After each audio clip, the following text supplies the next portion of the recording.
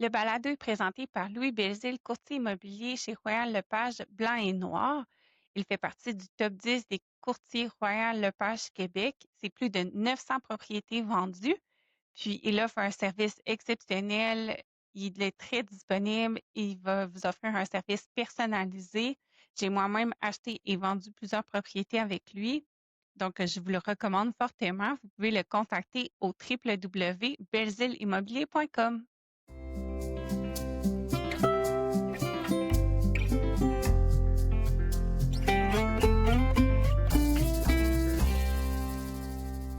Aujourd'hui, je reçois Maude Duchemin et Caroline Dionne, deux des cofondatrices de la clinique Matrescence, pour discuter d'un sujet dont on entend de plus en plus parler, mais qui est donc bien important, la charge mentale. Salut!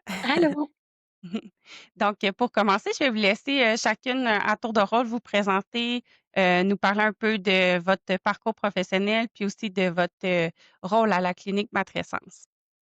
Ben merveilleux, mais de un, merci beaucoup pour l'invitation. J'étais super contente là, qu'on puisse venir sur le balado pour jaser de charge mentale. Ben d'abord, c'est ça, moi, mon nom, c'est Maude Duchemin, comme tu l'as mentionné. Je suis une des cofondatrices là, de la clinique Matrescence avec Caroline.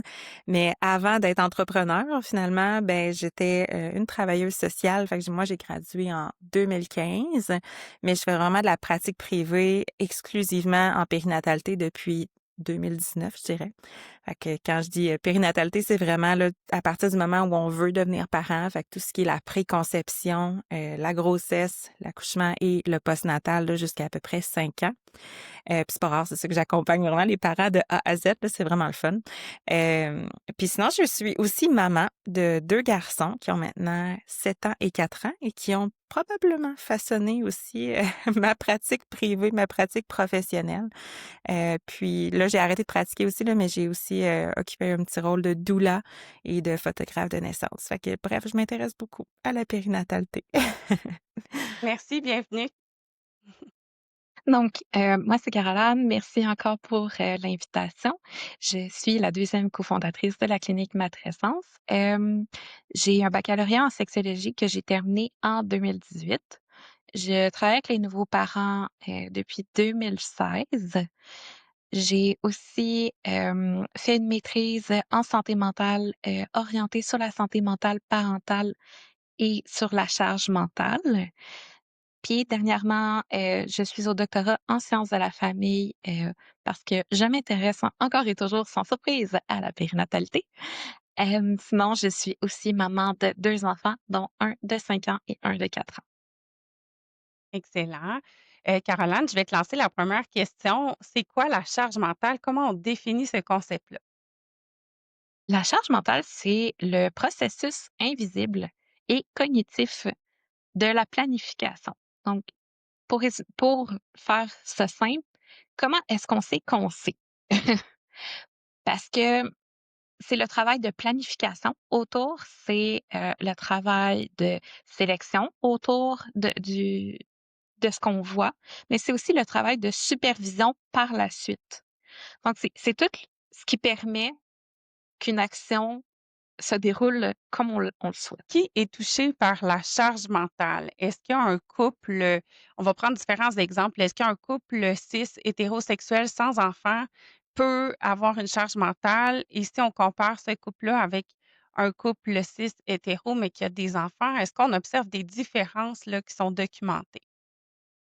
Ben, en fait, la charge mentale, ce qui est intéressant de savoir, souvent ça va être, appelé, les tâches domestiques ou les responsabilités. En en portrait général, les couples qui n'ont pas d'enfants tendent à avoir une répartition plutôt égalitaire de la charge mentale et c'est vraiment au moment de la grossesse et de la naissance, de l'enfant ou des enfants que là, ça va devenir inéquitable et que là, on va justement voir l'augmentation des insatisfactions, l'invisibilisation aussi autour des tâches et autour, de la charge mentale des parents et des familles. Souvent, ce qu'on observe, c'est justement qu'on revient dans des rôles un peu plus stéréotypés ou traditionnels. Fait que même si avant, on arrivait bien à diviser les différentes charges mentales, ben là, on y arrive un peu moins, puis on se campe un peu plus, c'est ça, dans les modèles plus traditionnels, ce qu'on voyait, moi, je vais dire anciennement, là, c'est pas comme si ça faisait ben du temps, mais il y a pas si longtemps, 2-3 générations plus haut que nous, ben, c'était pas mal le modèle qu'on voyait. Fait que, ouais. C'est intéressant parce que, si on prend un exemple, la grossesse, tu sais, juste la prise de rendez-vous, se déplacer, conjugué avec l'horaire de travail, hem, beh, automatiquement, il y a une espèce de charge ou de responsabilisation qui est associée à la personne qui porte l'enfant. Donc déjà là, il y a comme un espèce d'écart qui se crée. Est-ce que vous avez d'autres exemples à donner, tu sais, dans cette transition-là vers la parentalité? Et il y en aurait tellement. Tu sais, mais même là, moi, je veux rebondir sur ce que tu viens de mentionner, tu sais, sur la période de la grossesse. Souvent, ça s'installe sans même qu'on voit que ça s'installe. Tu sais, les exemples que tu viens de mentionner de, ah, pendant la grossesse, ben, on va s'intéresser à, ben, qu'est-ce qu'on a de besoin pour acquérir un enfant. On doit faire une liste. Il y a le fameux baby shower, souvent. Bon, mais qui fait la liste pour tous les essentiels? Qui s'informe sur les cours prénataux? Est-ce qu'on en prend? Vers qui on se tourne pour les prendre? Même pour le jour de l'accouchement, on choisit quel lieu de naissance, quel type de suivi. Souvent, toutes ces décisions-là, souvent, ça va être la femme qui va les prendre. Puis, on constate que c'est quand même normal ou on n'en fait pas de cas. Puis c'est souvent, c'est ça, après la naissance que là, il y a des insatisfactions comme Caroline a mentionné un peu plus tôt. Mais tu sais, les exemples, ils sont partout, là. Ça peut être, oui, au moment de la naissance, mais après, tu sais, comment est-ce qu'on gère la visite? Qui s'occupe des communications? Qui s'occupe de s'assurer qu'on ait assez de matériel pour l'enfant? Là, l'introduction des aliments. De quelle manière on va alimenter notre bébé? Tous les enjeux liés au sommeil, aussi les fameuses approches, les multiples approches par rapport au sommeil, les valeurs parentales. Tu sais, en fait, tout ça, ça comprend une certaine forme de charge mentale parce qu'on doit planifier comment on veut que ça s'orchestre, le préparer, l'exécuter, mais s'assurer aussi que ça convient à la famille. Puis, Caro, j'aime toujours ça quand tu parles de ça, là, parce que souvent, on va entendre, ouais, mais c'est pas vrai que les papas ont pas de charge mentale. Puis, j'aime toujours la petite portion historique que tu fais, Caro, pour expliquer la charge mentale, parce que là, tu sais, faut pas tomber dans un combat maman-papa, tu sais. Ben oui, parce que, mettons, si on parle de charge mentale, ce qu'il faut savoir, c'est que la charge mentale, c'est pas juste je distingue tout le temps la charge mentale plus associée au domaine du travail, puis la charge mentale familiale. Parce que initialement, la charge mentale a été étudiée, dans le milieu du travail, par exemple dans le domaine de l'aviation, pour comprendre justement les limites cognitives associées à un travail, qui est prenant et qui demande beaucoup de ressources. Alors que la charge mentale dans le contexte familial, c'est de considérer aussi la vision, genrée qu'on a. C'est-à-dire que, traditionnellement, la mère est associée à la vision familiale, alors que le père est associé à la vision plus du travail. Il y en a un qui est plus reconnu et plus visible, alors que l'autre est plus pris pour acquis. Puis elle est là la différence, sauf que c'est pas parce que on a une vision plus genrée de la situation que les pères ne prennent pas de charge mentale familiale. Et ça, je pense que c'est la chose à retenir dans tout ce que je vais dire aujourd'hui. Les papas ont aussi une charge mentale familiale. Par exemple, 2 personnes qui s'identifient comme des mamans, est-ce qu'on a tendance à voir que c'est un peu mieux réparti ou parce que là encore, on est dans les rôles genrés, mais si les 2 s'identifient au même genre, qu'est-ce qui arrive, Mais malheureusement, j'ai essayé de trouver des études qui, se sont consacrées à la différence avec les couples de même sexe et il n'y en a pas vraiment. En tout cas, j'en ai pas trouvé. Donc à ma connaissance, je n'en ai pas trouvé.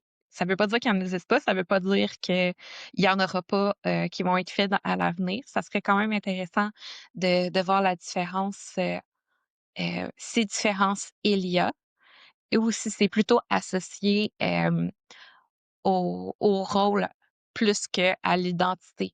Donc, par exemple, la personne qui est plus donneuse de soins versus la personne qui est plus associée à, par exemple, les routines. Donc, à voir s'il y aurait une différence. Par contre, ce que c'est important de savoir que oui, les pères ont une charge mentale familiale, sauf que la charge mentale est généralement pas équitable. Et Mmh. celle des mères est beaucoup plus invisible que celle des pères. Donc les pères vont avoir tendance aller vers des choses qui sont plus visibles, qui sont plus, concrètes, si je peux dire. Puis ça, encore là, il y a des liens avec l'entourage. Donc, c'est pas forcément de la mauvaise foi, c'est surtout le fait que, ben, on sait pas que c'est quoi la charge mentale. Et comme je disais, ben, c'est l'anticipation, c'est de savoir qu'on sait. Sauf que ça découle d'un apprentissage d'observation. Donc, un papa qui, par exemple, est le plus jeune d'une fratrie, a plus de chances de savoir qu'est-ce que ça implique parce qu'il a pu l'observer. Donc, il y a ces inégalités-là aussi qui embarquent là-dedans. Puis j'aimerais ça donner un exemple avec ce que tu viens de mentionner, Caroline. Tu sais, on avait fait un balado ensemble justement sur la charge mentale, puis je donnais l'exemple de ma propre famille. Je disais que chez nous, on a refait faire les drains français. Puis mon conjoint a dit parfait, tu sais, je m'en occupe. Fait que c'est vraiment lui qui a fait les gros travaux. Fait que c'est quelque chose qui est visible. Hein? Tu sais, les voisins, ils vont voir qu'il y a les drains français sont en train de se faire de se compléter. Nos amis vont dire ah ouais, t'as refait faire tes drains français. Fait que c'est une énorme charge mentale que d'organiser tout ça. Mais dans ce qui est un peu plus invisible, c'est que moi, j'étais là, puis je m'occupais des enfants. Tu sais, je faisais à manger à mes enfants, je m'occupais qu'ils se blessent pas, je m'assurais de les occuper dans la journée, mais tout ça, le drain français, tout ça aurait pas été possible si mon conjoint avait eu à s'occuper aussi de la charge mentale familiale des enfants. Fait qu'il y a des choses aussi qui reviennent plus rapidement sur la checklist dans notre tête aussi, puis qui est moins visible, qui est moins glorieuse. On va dire ça comme ça. Fait que moi, il y a personne qui me dit Hey, pendant que ton chum a fait les drains français, là, hey, c'est incroyable. Tu sais, que t'as fait manger les enfants toute la journée, puis qu'ils se soient pas blessés. Mais tu sais, ça va de soi, là, qu'on ait fait ça. Mais là, on a un bel exemple que, ben, ça a été un travail d'équipe, c'était quelque chose qui était planifié, qui était aussi désiré, puis que on s'était entendu sur comment on était pour faire ça. Mais c'est pour donner un exemple que souvent, ben, tu sais, on parle des travaux extérieurs, on va parler de refaire, mettons, la toiture, pas tondre le gazon. Tu sais, il y a comme des choses qui sont visibles, qui reviennent peut-être un peu moins souvent aussi. C'est vraiment intéressant, Maud, ton exemple. J'ai l'impression, en tout cas de ma perception à moi, là, que justement, tout ce qui est plus épisodique ou sporadique va être associé à la charge mentale plus des hommes, tandis que dans la routine quotidienne, tout ce qui revient dans la planification, tu sais, des repas, le ménage, les tâches domestiques, euh, tout ce qui entoure les enfants, donc ce qui est comme un peu plus ben, invisible et sous-entendu qu'il faut le faire versus quand il y a des grosses choses à faire, mais de façon très épisodique. J'ai eu l'impression qu'il y a une différence qui est là, qui est quand même assez répandue au niveau des familles, hétérosexuelles. Est-ce que je me trompe? Ben non, puis tu sais, c'est un peu ça que Caroline, qu'elle a mentionné tout à l'heure, puis que j'ai précisé, c'est qu'on revient un peu dans des rôles un peu plus traditionnels, stéréotypés. Puis, tu sais, tout à l'heure, tu sais, on mentionnait qu'il y a pas vraiment d'études, tu sais, sur les couples homosexuels. Mais tu sais, moi, ce que j'observe dans ma pratique, tu sais, de travailleuse sociale, quand j'ai des couples de même sexe, ben, euh, la discussion, en fait, de la charge mentale va venir plus rapidement, je trouve, en postnatal. Tu sais, elle va arriver plus rapidement parce qu'on se questionne si c'est correct, si c'est pas correct, parce qu'il y a pas de modèle sur lesquels se fier. Bon, mais voici quel rôle on devrait avoir. Tout est à construire. Fait que moi, ce que je vois, c'est beaucoup une communication qui vient beaucoup plus rapidement. Mais encore là, c'est pas, je dis, c'est pas une étude, mais moi, c'est ce que j'observe dans ma pratique. Fait que moi puis Caroline, on se parlait de ça hier, justement, quand on préparait l'épisode, puis on se disait, tu sais, c'est vraiment quelque chose c'est ça, qui est fascinant aussi, de voir que le genre peut influencer les tâches qu'on prend. Mais c'est intéressant parce que ce modèle de couple-là, il est quand même assez récent, émergent. Fait qu'on n'a pas plusieurs générations de recul pour dire, ben voici l'exemple qu'on a eu. Je dis pas que ça n'existait pas avant, mais je pense que là, c'est de plus en plus fréquent. Donc, il va y avoir une espèce de construction sociale probablement qui va se faire autour des couples homosexuels ou non-binaires. Là, on parle beaucoup, tu sais, des différences hommes-femmes. Je me demandais, tu sais, au niveau des hormones sexuelles, là, donc, tu sais, les femmes et les hommes, on a une quantité d'hormones qui diffèrent. On a les mêmes hormones sexuelles, donc testostérone, estrogène, progestérone, mais à des différents niveaux. Est-ce qu'on a des données qui nous disent qu'il y a une influence de ces hormones sexuelles-là sur la prédisposition cognitive, de la charge mentale? Ben, c'est sûr que moi, je suis beaucoup plus dans une approche qui est sociale que, biologique. Donc, je pense que Sonia Lupien en a déjà parlé. Hem, de ce que j'avais lu à propos d'elle, c'est que le stress va avoir un impact sur la mémoire, donc les fameux mom brain. Mais est-ce qu'il y a des facteurs neurologiques ou hormonaux qui vont favoriser justement le, la prise en charge de la charge mentale? Je ne sais pas. Donc, je préfère dire que je ne sais pas. Par contre, sinon, j'avais lu une étude aussi qui disait que 80 des nouvelles mères vont avoir des changements qui sont cognitifs au moment de la transition à la parentalité. Donc, que ça soit au niveau de la mémoire, de la concentration ou tomber dans la lune. Euh, Parce que justement, le cerveau est tellement sollicité pendant cette période-là. Mais par exemple, mais cette étude-là disait que l'impact de la charge mentale devait être plus longuement étudié. Ça, c'était une étude de 2023. Donc, je ne sais pas s'il y en a eu d'autres depuis. J'avais fait un petit survol avant l'épisode et je n'en ai pas vu, mais ça ne veut pas dire que parce que j'en ai pas vu qu'elle n'existe pas. Puis, est-ce qu'on peut parler un peu du consentement implicite là, à la charge mentale? Je vais m'expliquer là. Si je suis dans un couple hétérosexuel, j'ai pas d'enfant, j'assume la préparation des repas, donc tout ce qui vient avec, donc planification, faire l'épicerie, préparer, tout ça.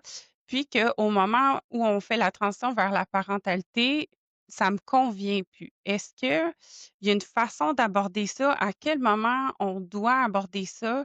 Est-ce qu'il y a des stratégies que vous pouvez donner pour dire: «J'assumais ce rôle-là, ça me convenait, mais finalement, je me rends compte que ça me convient plus, puis que ça fait en sorte que là, ma charge mentale, elle est trop importante». Bien, il y a deux façons de le voir. La première, c'est justement si vous êtes enceinte en ce moment, c'est de dire, OK, ben, on y va en préventif, puis on se dit qu'à chaque fois qu'il y a une nouvelle étape, donc une nouvelle transition, on se fait un espèce de checkpoint, puis on révise nos charges mentales qu'on a en ce moment et on essaie de planifier qu'est-ce qui va changer et comment ça va changer. Parce que, mettons, avec l'alimentation, ben, la charge de travail, oui, un enfant, un bébé ne mange pas beaucoup, mais la charge, la charge mentale autour, elle, augmente quand même significativement. Donc, de dire, OK, ben, est-ce qu'on peut séparer justement ces volets-là? Qu'est-ce qu'on fait avec ça?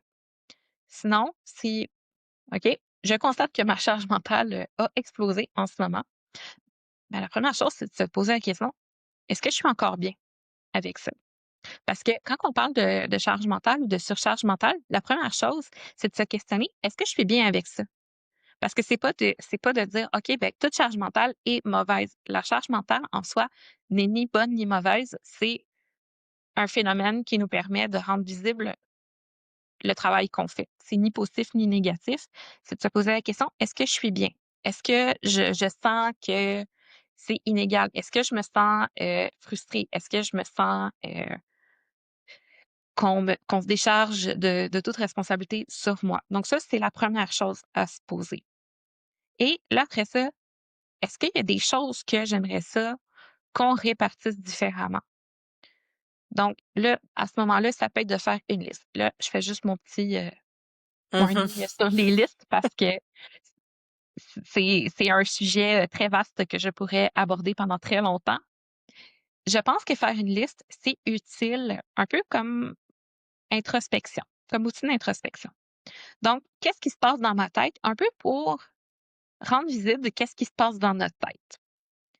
Par contre, faire une liste pour déléguer, ça peut avoir des avantages, mais ça peut aussi contribuer à maintenir la charge mentale sur la personne initiale. On va la qualifier comme ça et non pas comme étant la propriétaire de la charge mentale parce que on ne devrait pas être propriétaire d'une charge mentale. Ça devrait être, OK, ben la famille a une charge mentale, qui fait quoi? Après J'ai un ça, exemple par rapport à ça, là. Tu sais, moi, à la maison, justement, quand on a eu notre garçon, tu sais, à un moment donné, j'avais vraiment trop d'affaires dans la tête. Puis là, j'étais comme pas bien avec ça, tu sais, j'étais irritable, puis j'avais l'impression qu'il fallait que je surréfléchisse pour retenir tout ce que j'avais à faire. Fait que là, tu sais, c'est encore plus drainant parce que c'est comme si mon cerveau, il fonctionnait en double pour dire: «Faut pas que j'oublie ça». Fait que ce que j'ai fait, j'ai acheté un petit tableau là, qu'on peut écrire avec un crayon puis effacer.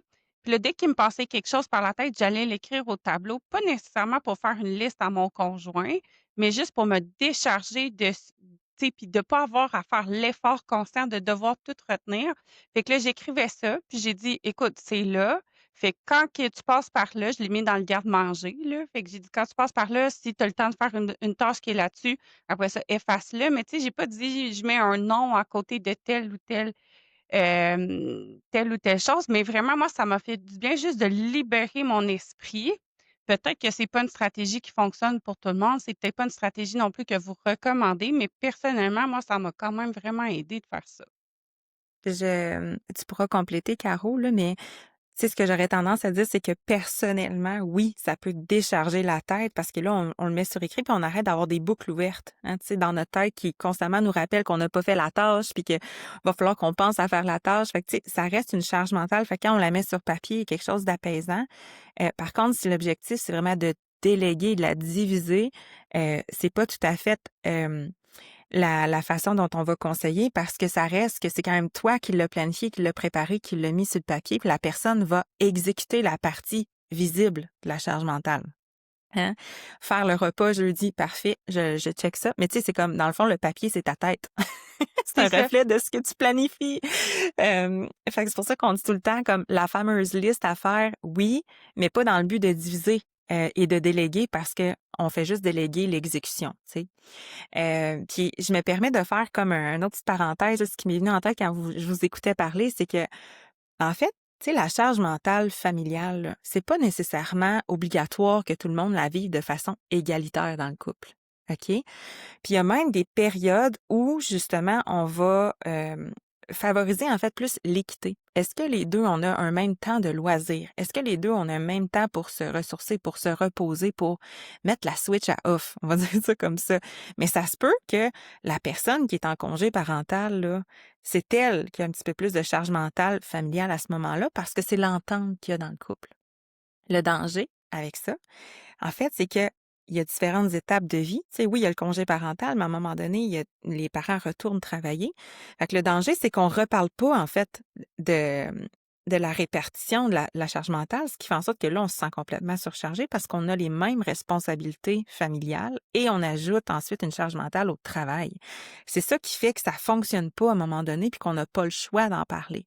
Fait que, tu sais, c'est là que c'est important quand Caro a dit est-ce qu'on se sent bien encore avec ça? Fait que la première chose, c'est vraiment d'identifier, je suis confortable, je suis plus bien, je suis irritable, je suis fatiguée, je me sens la tête là, comme une tempête. Mais ça, c'est le premier signe qu'il y a quelque chose qui ne fonctionne pas nécessairement. Fait que c'est sûr que nous, ce qu'on prend, c'est d'avoir la discussion dans le couple, de mettre les choses sur table, de faire une liste pour dire, hey, gars, la liste que je fais en ce moment, c'est pas pour comparer ce qu'on fait, qui en fait plus, qui en fait moins. C'est plus de dire, voici ce qu'il y a dans ma tête. Puis je pense qu'en ce moment, c'est trop. J'aimerais ça qu'on revoie ensemble peut-être la répartition des repas, entre autres. Puis ça peut être, c'est dynamique, hein? C'est dynamique dans le temps. Notre vie change. L'été, il y a des gens qui ont un rythme un peu plus lent. L'automne, ça devient un peu plus routinier. L'hiver, le temps des fêtes, il y a plein de choses qui, justement, qui sont beaucoup dans, OK, faut planifier les rencontres familiales, les cadeaux, les ci, les ça. Fait que, dépendamment de la saison, il y a plein de choses qui sont différentes. Fait que la charge mentale, en fait, cette discussion-là, c'est quelque chose qu'on doit avoir souvent. Faut faire des checkpoints régulièrement.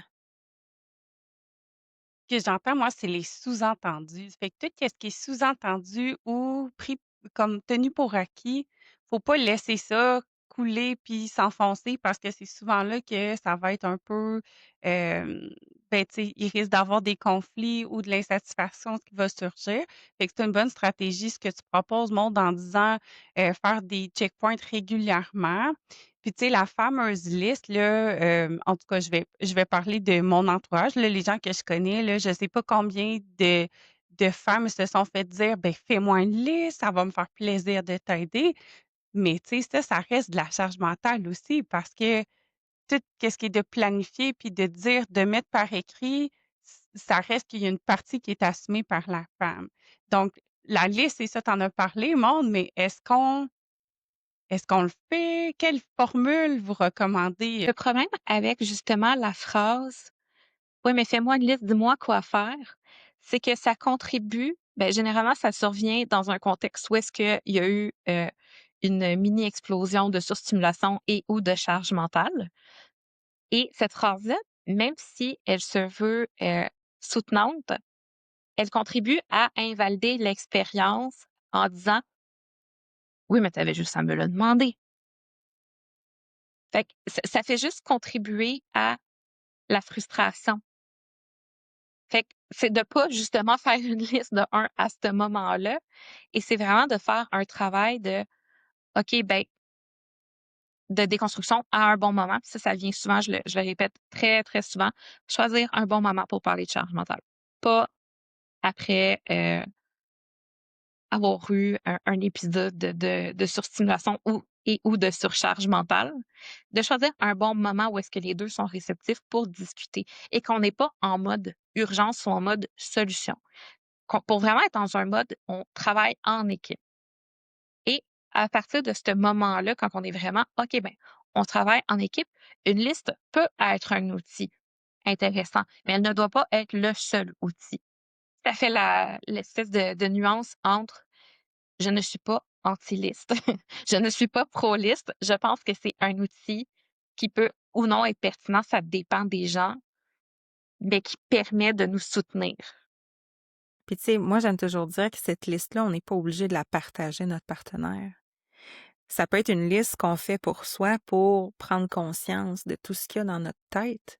Puis c'est de prendre conscience à quel point ça nous pèse, puis à quel point il y en a beaucoup. Puis des fois, on va minimiser ces actions-là parce qu'on se dit: «Ah, mais c'est normal, je suis parent», tu sais? Mais non, mais ce matin, là, dans ma routine, là, j'ai réveillé mes enfants, je les ai accueillis dans leurs émotions. Finalement, ils étaient pas de bonne humeur, là, j'ai préparé un déjeuner. Ah, là, j'ai coupé la toast en carré au lieu d'en triangle, puis là, ça marche pas. Puis là, il y a une crise, puis là, j'accueille ça. Puis là, les vêtements, tu sais, comme tout ça, c'est une portion de charge mentale. Puis, ce que je veux dire, c'est que on minimise souvent parce que c'est ça être parent, mais ça occupe de la place. C'est des actions qu'on prend, c'est de la planification, c'est de la préparation. Fait cette liste-là, je trouve qu'elle est bonne pour engager la discussion, prendre conscience, mais on peut s'en servir pour ouvrir la discussion. C'est pas obligé d'être une liste pour déléguer parce que c'est ça, comme j'ai dit tout à l'heure, ça risque de revenir constamment de faire des listes, puis ça décharge pas vraiment la tête. Puis est-ce que vous recommandez de peut-être dans la discussion, tu sais, de comment on va faire pour mieux répartir la charge mentale, de choisir les moyens de façon conjointe? Est-ce que c'est plus efficace si les 2 sont impliqués dans le processus décisionnel plutôt que de dire, «Je t'impose ma liste»? J'imagine qu'à ce moment-là, il y a moins de friction qui risque de surgir. Ben, j'aurais envie de dire ça dépend. Ça dépend de chacun. Il y a des gens qui vont aimer participer aux décisions de façon commune, puis se diviser ça ensemble. Puis il y en a pour qui, ça va être de dire, écoute, le dossier vêtements, là, c'est ton dossier. Moi, je ne m'en occupe pas, puis pour vrai, je l'oublie de mon cerveau, là.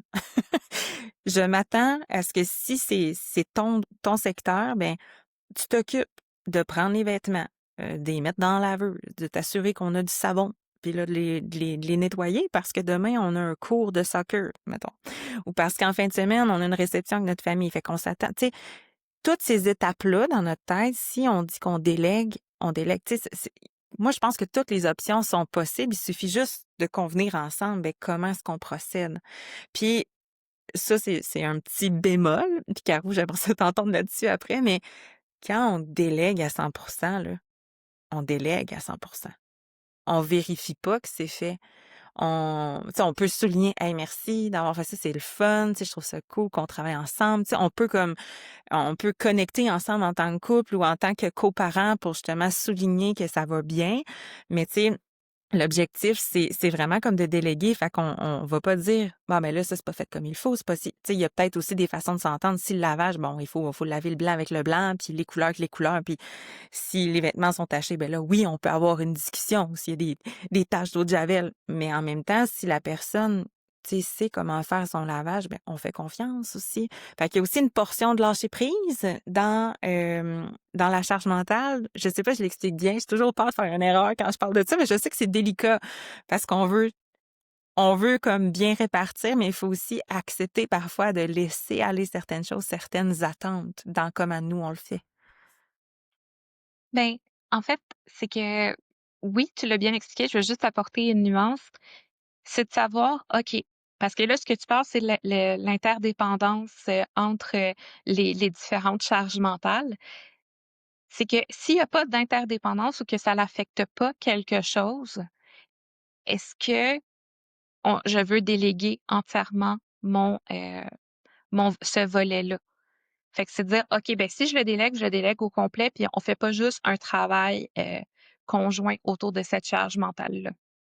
Comme mettons, je vais donner un exemple vraiment banal. Le, je sais pas dans votre coin s'il y a une tempête de neige, mais nous ici, il neige quand Oui. même beaucoup. Hier, il a fallu qu'on sorte et mon conjoint était vraiment heureux de rouler avec ses pneus d'hiver. Je n'ai aucun pourcentage de charge mentale à propos des pneus d'hiver. Pour moi, ben, il y a des pneus d'hiver. OK, Ça cool, apparaît tout seul. c'est tout. C'est magique. Mais c'est un peu ça, c'est que tout le travail de recherche en arrière de ça, donc c'est lui qui a magasiné les pneus, c'est lui qui a déterminé, il y a des dimensions pneus. Moi, je le savais pas. Donc c'est juste pour dire, je n'ai pas mon mot à dire. Par contre, si, mettons, il aurait acheté des pneus pas de la bonne grandeur ou pas sécuritaires ou qu'il l'aurait pas fait, ben là, ça tombe en interdépendance avec la sécurité de la famille que ça, ben c'est les 2, on est responsables de la sécurité familiale. Fait que là, j'aurais mon mot à dire. Ou si, mettons, ça tombe, OK, je suis la personne qui fait le budget familial, ben là, si, mettons, on a un budget, de 500 et qui me dit: «Ah, OK, ben les pneus, ils coûtent 1 500», ben là, j'ai quand même mon mot à dire. Fait que c'est de savoir, OK, ben, c'est quoi la structure de notre charge mentale et est-ce que j'ai le droit de dire quelque chose si ça me concerne? Ou un autre exemple, c'est si, mettons, on dit, OK, ben, je suis la responsable du ménage, puis qu'il y a pas de, comment je pourrais dire ça? Dans le fond, que ça n'a pas d'impact avec l'interdépendance de d'autres charges mentales, ben, dire, ah, mais là, j'aurais aimé mieux que tu laves la table différemment. Des fois, c'est là qu'il faut faire un lâcher prise. Je l'aurais pas fait comme ça. OK. Belle Je nuance, Caro. comprends. Est-ce que c'est, quelque chose qui est très important pour toi? Parce que mettons, des fois, c'est de négocier, mettons, OK, il y en a un qui aime vraiment avoir un environnement propre, puis l'autre neutre. Mais tu sais, est-ce qu'on se fie à la personne qui a des critères plus élevés ou est-ce que la personne qui a des critères plus élevés, finalement, c'est peut-être pas si important que ça? Fait que tu sais, c'est d'évaluer qu'est-ce qui est important pour notre famille parce qu'on est 2 personnes qui forment une famille, plus les enfants, mais surtout quand ils sont plus petits, ils vont moins donner leur opinion par rapport, à certaines charges mentales comme le ménage, quoique c'est quand même surprenant des fois comment ils donnent leur opinion, pour quelqu'un qui a fait la plus grosse partie du désordre dans une maison, c'est quand même surprenant. Mais c'est de déterminer, OK, nous, en tant que famille, qu'est-ce qui est important pour nous? Parce que souvent de dire: «OK, ben je suis la responsable de cette charge mentale-là, c'est tout moi qui décide». Oui, mais on est une famille. Fait que c'est de déterminer qu'est-ce qui vous rend confortable dans cette situation-là et non pas une formule universelle, qui ne représente pas, la diversité de toutes les réalités familiales. Des fois, je sais que j'ai tendance à pas être hyper claire, mais c'est parce que je veux laisser justement l'espace pour ça fait-tu du sens pour moi? Est-ce que je suis confortable pour moi? Fait que j'aime mieux Mhm. donner des grandes lignes puis que les gens se prennent ce qui fait du sens pour eux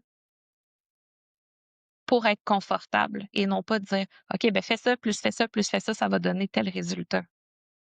Puis tu sais, en fait, des fois, l'enjeu aussi, c'est que les gens, ils, ils vont pas savoir nécessairement que l'inconfort ou ce qu'ils ressentent dans leur mode de vie, c'est lié à la charge mentale. Tu sais, il y a ce défi-là aussi. Puis j'aime toujours ça, donner des exemples concrets par rapport à même mon vécu familial, mais quand j'ai eu mon premier garçon, je me suis surprise à un moment donné à trouver ça tellement lourd partir en vacances. Tu sais. Puis là, je me Mmh. disais, mais voyons, D'habitude, c'est supposé être le fun, on est supposé être excité, puis je me comprenais pas. Je me disais: «Mais voyons, pas comment ça je trouve ça lourd, m'en aller en vacances? J'aimerais mieux rester chez nous des fois», tu sais? Puis là, à un moment donné, j'ai rencontré une amie qui m'a dit: «Mais tu sais, Maude, c'est tellement normal». Elle, je pense qu'elle avait 2, 3 enfants. Fait que, tu sais, clairement, elle était rendue plus loin dans son processus, mais tu sais, elle m'a dit: «Mais tu sais, c'est parce qu'il y a toute la planification. Il faut tout que tu t'occupes de préparer les vêtements, les couches, que tu prévois le nombre de jours, que tu sais, tu t'assures que l'endroit où vous en allez, c'est baby proof», entre parenthèses, tu sais, entre guillemets, excuse. Fait que, tu sais, il y a parfois, on manque de mots, mais il y a des signes qui mentent pas. Fait que, tu sais, peu importe comment on l'aborde, des fois, c'est pas avec ces mots-là, mais il y a des signes qui mentent pas chez les personnes qui sentent, cette surcharge-là, en fait. Fait que, je sais pas si ça vous aide à à mieux cibler, là, mais je trouve que l'exemple des vacances, c'est toujours drôle à dire parce que on se sent tellement bizarre, tu sais, quand on se sent comme ça, par rapport à un événement heureux, tu sais. Mais effectivement, puis on s'entend que partir avec un enfant 24 heures ou partir 2 semaines, c'est la même planification, Mmh. là, tu sais, il y aura pas moins de bagages, surtout quand il y a des couches, des biberons, des choses comme ça. Fait que je pense que oui, tu sais, en amont, quand on décide de planifier des vacances, ben, c'est bien d'avoir une discussion pour dire, dans la planification de tout ça jusqu'au moment où on se rend, ben, qu'est-ce qui va être partagé de part et d'autre. Fait que ça peut être intéressant. Aussi, avec ce que vous avez dit, là, plusieurs fois, j'entendais, une forme de reconnaissance ou, tu sais, de remerciement. Par exemple, si moi, je décide de déléguer les repas, ce que j'assumais avant, est-ce que j'ai l'obligation ou est-ce que c'est attendu du partenaire d'avoir une certaine forme de reconnaissance ou de se faire remercier de Mmh. prendre en charge certaines choses? Comment que ça fonctionne de votre point de vue? Encore une fois, j'aurais tendance à dire que c'est nuancé, mais ça fait du bien, me semble que l'autre reconnaisse ce qu'on fait qui est invisible. Puis tu sais, le but, c'est peut-être pas que ce soit de façon unilatérale, c'est que les 2, tu sais, reconnaissent, ce qui est fait. Tu sais, ça en tout cas, moi, ça, c'est mon avis, tu sais, je trouve que ça fait toujours du bien, mais c'est sûr que, tu sais, Hem, ce qu'on entend souvent, c'est: «Ben là, quand je délègue, moi, je me fais jamais dire merci, fait que je vais pas lui dire merci» ou lui tu sais, je comprends un peu la question, puis, je serais curieuse de connaître aussi ton opinion par rapport à ça, Caroline. Ben, c'est justement je pense que c'est important de reconnaître les gens, et leur contribution, à la famille. Je pense que c'est une belle culture à instaurer dans une famille. Par contre, quand ça devient un système de pointage, un peu comme tu l'as mentionné, «OK, mais moi je ne dirai plus merci parce qu'il me dit ou elle me dit jamais merci». Je pense que là, avant d'en arriver à, ben, je ne vais plus reconnaître son travail parce qu'il ou elle ne reconnaît pas mon travail, ben, là, on tombe dans le ressentiment et là, je pense que c'est un bon moment pour faire un checkpoint de: «Hey, tu sais, j'aimerais ça que» tu sais, sans dire: «Tu me reconnais pas, je suis invisible». Trouver un bon moment où est-ce que la frustration est pas, à son maximum, puis de dire: «Ben, tu sais, j'aimerais ça qu'on prenne plus le temps de se reconnaître l'un l'autre». Ou, tu sais, à la limite de trouver Quand il y a des justement formes de reconnaissance, peut-être de dire: «Hey, sais-tu quoi? Ça m'a fait du bien». Tu sais, même si c'est des petits gestes ou des petits mots, tu sais, de dire: «Hey, oui, ça, c'est important pour moi», d'être capable de le nommer, de dire: «Ça m'a vraiment fait du bien, j'aime ça quand tu fais ça». Peut-être que c'est une façon aussi de renforcer cette espèce de culture-là familiale. mmh Puis tu sais, la reconnaissance, c'est pas juste, mettons, de dire: «Je reconnais ton travail». Mettons, je reprends mon exemple de pneus, ben, c'est de faire comme: «Ouh, c'est vrai qu'ils vont vraiment bien les nouveaux pneus». Tu sais, c'est pas obligé d'être de d'être une cérémonie. C'est juste de dire comme, ben, je vois de ce qui le changement, je vois la différence. Et C'est ça a un des petits impact gestes. positif sur moi et sur notre famille, tu sais, c'est ça, si tu dis: «Je me sens en sécurité avec ces nouveaux pneus-là, c'est un bon choix que tu as fait», ben, tu sais, ça a un impact quand même positif sur tout le monde. Oui, puis tu sais, je pense que quand on parle de charge mentale, là, dès qu'on met ces mots-là sur la table, souvent, tu sais, nous, c'est ce qu'on observe, puis tu sais, à notre clinique, on accompagne beaucoup des couples aussi, là, qui c'est vraiment ça le motif de consultation, là. On veut comme aborder la charge mentale, mais souvent, là, ce qu'on voit, c'est il y a quelqu'un qui arrive avec le besoin de se décharger, puis il y a quelqu'un qui est un peu sur la mode défensive, là, tu sais, sur le mode défensif, puis il dit non, tu sais, parce que justement, je suis pas reconnue dans ce que je fais. C'est quoi, j'en fais pas assez? Fait que, tu sais, souvent, ça va quand même être un sujet qui peut être conflictuel. Fait toute l'importance de la reconnaissance, c'est justement de ne pas instaurer un climat de compétition, mais plutôt instaurer un climat de connexion et de travail d'équipe. On est ensemble, on a fondé une famille et les deux, nous sommes impliqués dans ce qui est la charge mentale liée à notre famille. Fait que je sais pas si, tu sais, vous comprenez bien la nuance, mais c'est quand même important, tu sais, autant en amont qu'après, tu sais, d'aller dans la connexion et le travail d'équipe. Justement, tu sais, il y a des situations où on se dit que c'est préférable d'aller consulter des professionnels comme vous. Tu sais, c'est quoi les signaux qui font croire qu'on a besoin d'une aide externe? Est-ce que c'est justement quand il y a une espèce de confrontation? Est-ce que quand il y a un malaise qu'on n'est pas capable de surpasser par nous-mêmes? C'est quoi les différents exemples de situations où que ça vaut la peine d'aller chercher de l'aide? Ben, je dirais déjà si c'est des conflits qui reviennent souvent, si c'est des conflits qui sont pas productifs, puis qu'est-ce que je veux dire par conflit non productif? C'est normal d'avoir des conflits. Euh, c'est des façons aussi de se remettre, de se réajuster à une situation qui nécessite beaucoup de transition. Mais un conflit qui est pas productif, c'est, mettons, un échange d'insultes. Euh, Quelqu'un qui s'en va en silence et qui claque la porte. On n'arrive jamais à trouver des solutions. On est juste tout le temps plus fâché après, puis on n'en reparle jamais. Ça, c'est pas un conflit qui est productif. Hem, Puis des fois, c'est que ça devient une accumulation. Puis quand ça fait plusieurs fois, consécutives que c'est ça le conflit, ben, on n'a plus envie d'en parler. C'est c Là, ça devient, pertinent de consulter pour justement se déposer et justement faire du sens, puis essayer de trouver c'est quoi le noyau du conflit.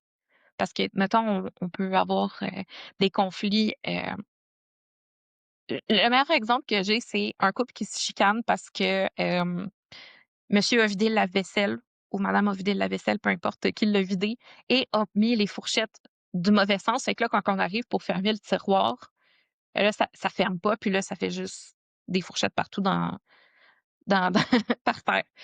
Ben, est-ce que le motif de de conflit derrière ça, c'est, ben, la personne, elle a mis les fourchettes à l'envers, ou est-ce que c'est plutôt, ben, je te demande service, j'ai l'impression de te demander service dans notre propre maison et je ne me sens pas reconnue. Fait que des fois, de trouver le noyau, ben, le noyau, c'est le manque de reconnaissance. Et ça, en soi, la parentalité, c'est souvent un motif parce que ça fait partie de la transition.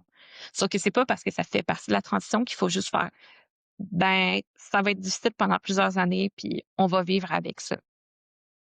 Ouais. Puis je pense que aussi peut-être un autre signe, c'est souvent on est devant un couple qui ont l'impression de parler qui ont pas l'impression en fait de parler le même langage. Tu sais, Mhm. qui se comprennent pas dans ce que l'autre porte sur ses épaules. Tu sais, fait que c'est un peu pour ça des fois qu'il y a des conflits qui peuvent être non productifs.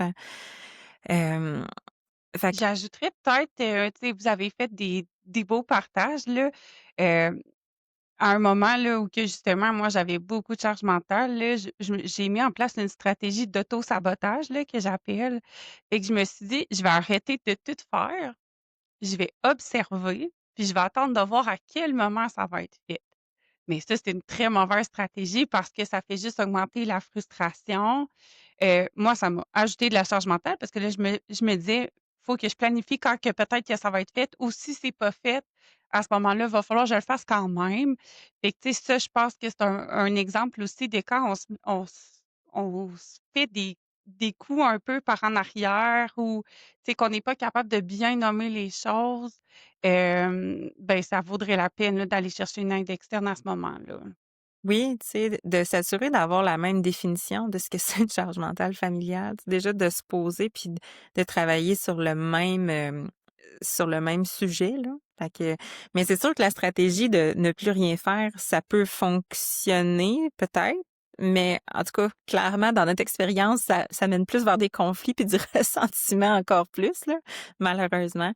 C'est comme, moi, je trouve que c'est, en fait, des fois, c'est le signe de je n'ai plus de solution. Tu sais, j'aimerais régler cette situation-là, j'aimerais trouver des solutions, mais ça ne fonctionne pas. Donc, voici ma dernière solution. Tu sais, c'est un peu c'est un peu par manque de solutions, hem, ou par test, carrément, voir est-ce que ça va Ouais, moi, changer c'était quelque un chose? test définitivement, là, j'ai pas essayé beaucoup de solutions avant ça. Mais tu sais, des fois, pour vrai, c'est pas si clair que ça, là. Clairement, de définir une définition commune ensemble, puis tu sais, d'aller consulter quelqu'un, c'est pas quelqu'un qui va prendre pour un ou pour l'autre. C'est quelqu'un justement qui s'assure d'être neutre, de dire bon, ben parfait, tu sais, comme qu'est-ce que chacun, qui fait quoi en fait dans la famille? Est-ce que vous êtes satisfait? Êtes-vous insatisfait? Comment vous retrouver puis vous rejoindre dans tout ça? Tu sais, c'est un peu ça le but de la consultation. Puis souvent, tu sais, on peut aussi, ça c'est peut-être cliché, mais je vais généraliser encore, mais c'est aussi quelque chose qu'on observe, c'est que souvent les hommes vont être plus réfractaires à la consultation.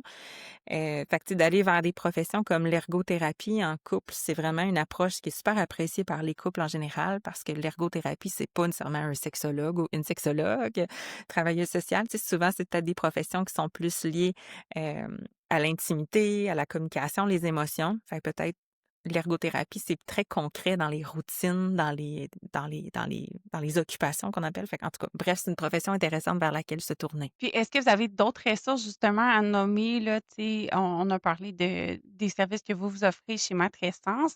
Est-ce qu'en ligne, il y a des outils ou est-ce qu'il y a des livres qu'on peut consulter si on veut essayer de faire un bout de chemin par nous-mêmes? Oui, en fait, je voulais juste ajouter une dernière raison pour consulter. C'est justement si on a l'impression qu'on a épuisé notre trousse à outils, qu'on a l'impression qu'on a tout essayé et que là, ben, on est dans une impasse, on ne sait plus quoi faire. Ben, justement, de consulter. Souvent en couple, je trouve que c'est plus facile de déterminer, puis aussi de prendre l'habitude de dialoguer sur des sujets qui sont plus, conflictuels. C'est que ça permet d'avoir des expériences plus positives, puis de développer des nouveaux outils ou des nouvelles ressources, des nouvelles manières d'aborder. Donc c'était ça ma dernière, pourquoi consulter? Parce que souvent on se dit: «Ah ben, il faut consulter parce qu'on a atteint le point de non-retour». Non, déjà de plus avoir de ressources et de chercher à développer des nouvelles ressources, c'est un motif de consultation en soi. Vraiment. Puis, tu sais, évidemment que la consultation, c'est pas la seule option, là. Tu sais, il y a des gens qui aiment bien justement aller fouiner dans des livres, écouter des balados. Fait que, tu sais, je sais qu'il y a plein d'épisodes de balados qui existent sur la charge mentale, tu sais, de différentes personnes. Tu sais, nous, on en a fait un avec notre balado Simplement Matrescence, mais je sais aussi qu'il y a Savant Maman qui a fait un épisode qui parle de ça. Il y a aussi une ressource vraiment chouette que moi j'aime beaucoup, c'est un compte Instagram, mais c'est aussi une entreprise qui s'appelle Les Belles Combines. Fait que c'est vraiment c'est pas mal, c'est beaucoup des outils, là, des gens qui veulent justement améliorer un peu la planification. Je sais qu'ils ont une boutique, je sais qu'ils ont des infolettes vraiment le fun. Puis ils ont aussi une application qui s'appelle l'application Octave, qui est une application que tous les membres de la famille peuvent avoir sur leur téléphone. Puis c'est comme, elle explique ça comme étant, c'est ça, un outil comme si c'était le cerveau. Dans le fond, la charge mentale avec des rappels automatiques puis tout ça. Fait que je sais qu'il existe des applications aussi pour nous aider. Puis le petit livre, Emma, c'est ça? Ah, la bande dessinée, en fait, Oui. c'est ce qui a fait, qui a contribué à populariser le terme de charge mentale. C'est, en 2017-2018, la bande dessinée Emma, justement, heu, ben, fallait le demander. Mmh. Puis comme Caroline est très humble, je sais qu'elle va pas le nommer par elle-même, mais Caroline a écrit un livre récemment, puis là, je pense que je te laisserai en parler, Caroline, c'est important d'en parler. Ben, oui. Dans le fond, on a 2 outils qu'on vend pour la charge mentale.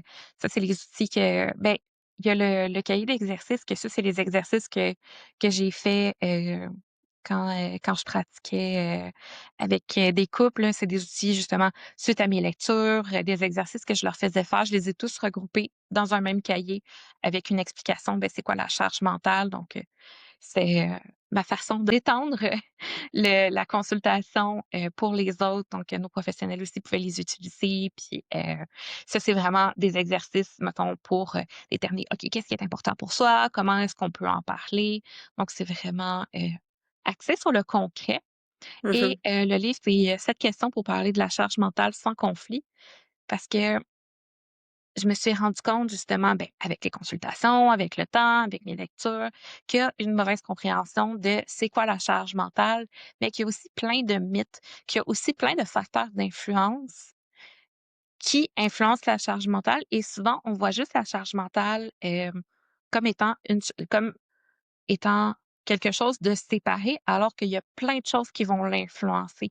Donc, c'est vraiment une manière de réfléchir différemment, mais aussi de comprendre pourquoi est-ce que c'est un sujet, conflictuel. Puis c'est une façon aussi d'avoir la même vision de c'est quoi la charge mentale et aussi un outil de soutien pour travailler en équipe quand on parle de la charge mentale. Donc, en ce moment, il est déjà en vente sur notre boutique. Il est disponible dès maintenant, puis on est full contents. Puis les cahiers d'exercices, est-ce qu'ils sont disponibles sur le site de la clinique Matrescence?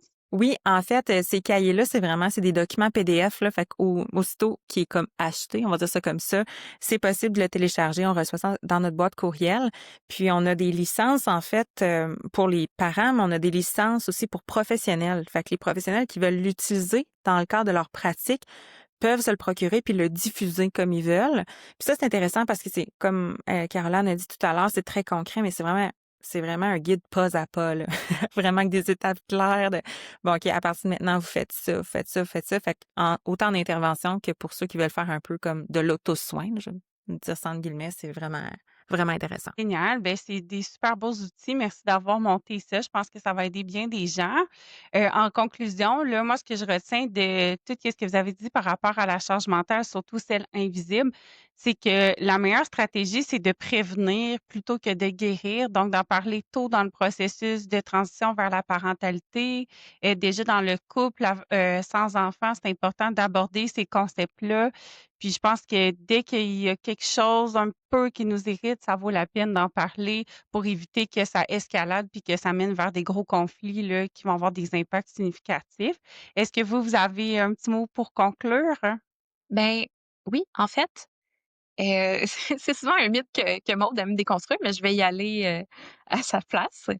Hem, la charge mentale, en fait, c'est pas une seule discussion, c'est plusieurs discussions.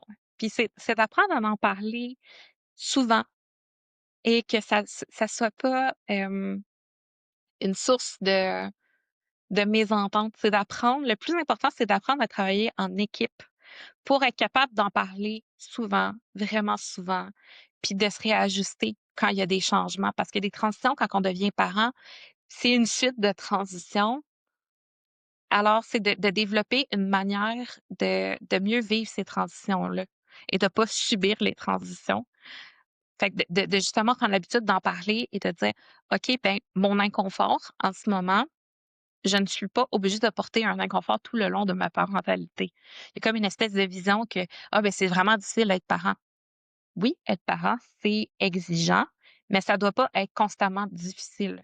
Il y a des ressources, il y a des moyens pour justement soutenir à la vivre plus sereinement. Mmh. Donc, c'est avec ça que je veux continuer parce que j'entends souvent parler de la parentalité comme étant une crise, que c'est donc difficile. Oui, il y a une partie difficile. Oui, il y a une partie il y a beaucoup de changements, mais juste de voir ça comme étant négatif, c'est pas quelque chose qui est, obligatoire. La parentalité, ça peut être à la fois très beau, mais très difficile. Et c'est pas une raison de que ça soit juste très difficile, surtout quand c'est évitable. On dirait que j'aurais envie de finir avec quelque chose un peu rêveur, visionnaire. Mettons, dans un monde idéal, moi, je pense que le sujet de la charge mentale, puis ce terme-là devrait être connu bien avant la grossesse, fait que ce soit intégré dans des cours prénataux.